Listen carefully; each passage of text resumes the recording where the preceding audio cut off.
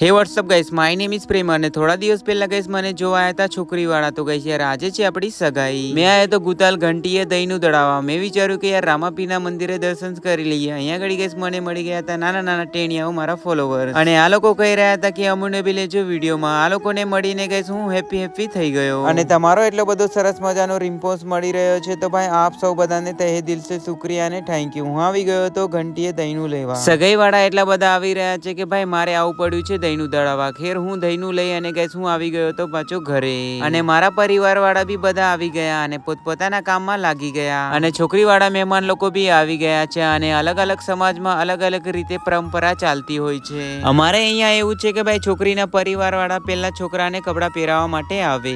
અહીંયા બધું કમ્પ્લીટ થયા પછી અહીંયાથી છોકરાના પરિવાર વાળા જાય અને છોકરીને કપડા પહેરાવે. અને અમુક જગ્યા પર એવું હોય છે કે છોકરાના પરિવાર વાળા છોકરીને ત્યાં જાય અને એકબીજાને વીંટી પહેરાવે. અને હું આદિવાસી છું, અમારે અહીંયા આદિવાસી પરંપરા ચાલે છે. અને સગાઈ વાળો વિડીયો બનાવવાનો કોઈ રીઝન નથી, બટ ગાઈસ યાર મારી મેમોરીઝ માટે આવતા 10-15 વર્ષ પછી આ વિડીયો જોઈશ ત્યારે ગાઈસ એ ટાઈમનો મુમેન્ટ કંઈક અલગ જ હશે. અને ગાઈસ મેં લવ મેરેજ કર્યા છે કે ભાઈ અરેન્જ મેરેજ, આ થોડો સસ્પેન્સ રાખીએ. અને આ તો પાર્ટ 2 પાર્ટ 3 માં ખબર પડશે કે આપણો લગ્ન ક્યારે છે. અહીંયા ઘડી ગાઈસ ફેમિલી સાથે ફોટો મોટો ક્લિક કરી. અને આપ સૌ બધાને thank you for watching video. Love you all.